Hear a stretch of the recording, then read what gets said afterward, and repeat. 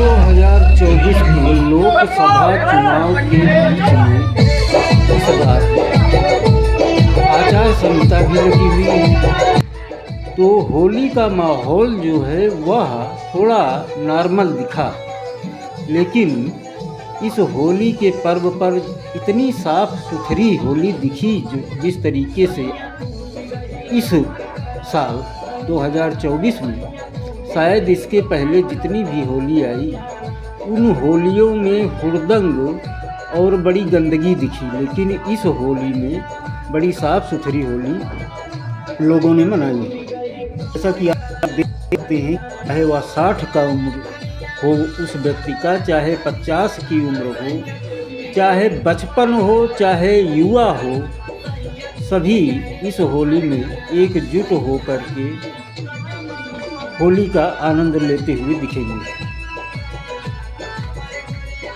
जो रंग से दूर है वह भी मगन है, हर्ष और उल्लास में है, और जो रंगों में डूबा हुआ है वह भी हर्षोल्लास में है। बाजार यानी कि मेन रोड पर आप देखेंगे तो भीड़ कम नज़र आएगी, क्योंकि प्रशासन भी नहीं चाहता है कहीं ना कहीं कि असुरक्षा पैदा हो।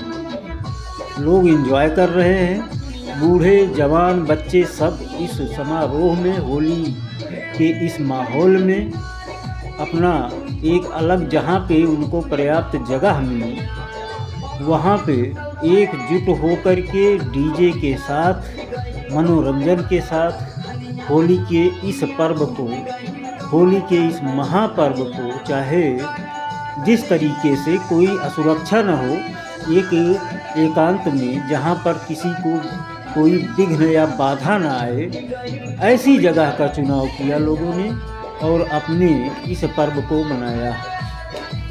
मैं भी हूँ, लेकिन मैं कैमरे के सामने नहीं आ सकता, क्योंकि मुझे भी डर बना हुआ है कहीं न कहीं कि कैमरा हमारा भीग न जाए, कहीं उस पर भी रंग न पड़ जाए, इसलिए मैं काफ़ी दूर खड़ा हुआ हूँ। जैसे कि ये 60 की उम्र के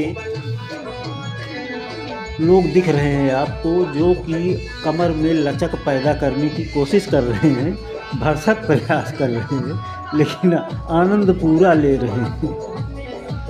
और बच्चे दूर से खड़े होकर के बूढ़ों का डांस भी देख रहे हैं। तो पूरी तरह से इंजॉय किया है इस होली के पर्व में।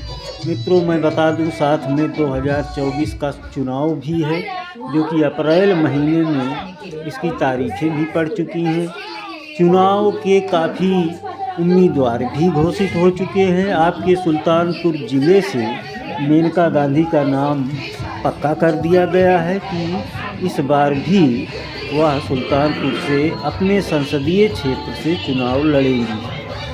तो अगर हमारा पर्व, हमारा त्यौहार इसी तरीके से मनता रहे जिस तरीके से मनाया जा रहा है, तो 2024 के इस चुनाव में जब आप वोट डालने पहुँचें तो उस क्षण अपने आप को एकदम से दिमाग को स्थिर करके सोचें कि आखिर में हमारी सुरक्षा, हमारी बात कहाँ किसके शासनकाल में पहुँच रहा है, और वह व्यक्ति जो इस पूरे भारतवर्ष को अपनी छवि से, इस देश की छवि को पूरे विश्व में उभार कर सबसे ऊपर पहुंचा रहा है, तो ऐसे व्यक्ति को हम क्यों ना चुनें। मेरा इशारा मित्रों आप लोग समझ चुके होंगे। मैं उस पार्टी का, उस व्यक्ति विशेष का नाम नहीं लेना चाहूँगा, लेकिन वह पूरे विश्व में किसी परिचय का मोहताज नहीं है। तो आने वाले इस चुनाव में मैं तो यही चाहूँगा कि जहाँ पे देश की सुरक्षा हो और अपनी सुरक्षा हो, हमारे त्योहारों की सुरक्षा हो, हम अपने धर्म को, अपने पर्व को जहाँ पर खुलेआम, बिना किसी डर के, बिना किसी असुरक्षा की भावना के मना सके, ऐसे ही सरकार को चुनना है। फिलहाल होली के इस आनंद में आप अगर सनातनी हैं तो इस होली के पर्व पे हाँ एक चीज़ और है, हमारा धर्म, हमारी पुरानी संस्कृति यही सिखाती है कि सब पर दया करो। तो हमारा दया भाव का यह जो नेचर है, जो हमारी दया भाव की भावना है, उसके साथ साथ हम यह न भूलें कि हम एक वीर पुरुष भी हैं, उसके साथ साथ में एक साहसी योद्धा भी हैं। आवश्यकता पड़ने पर हम उस साहस को भी नहीं छोड़ेंगे, क्योंकि यह होली का पर्व एक वीरगाथा भी कहता है, तो उसको भी हम अपने अंदर धारण करें। तो हम इसके लिए आप लोगों से यही कहेंगे कि कुछ भी हो, hमें अपनी सुरक्षा, अपनी बहू बेटियों की सुरक्षा को ध्यान में रखते हुए आने वाले इस समय को बहुत ही सुदृढ़ बनाना है, और अपनी सुरक्षा के साथ साथ इस देश की सुरक्षा का भी ध्यान में रखना है। बने रहिए वीडियो में, एंजॉय कीजिए आप लोग, इसलिए कि मैं भी चाहता हूं कि थोड़ा बहुत रंग में नहा लूं। धन्यवाद, मिलते हैं अगली वीडियो में। नमस्कार।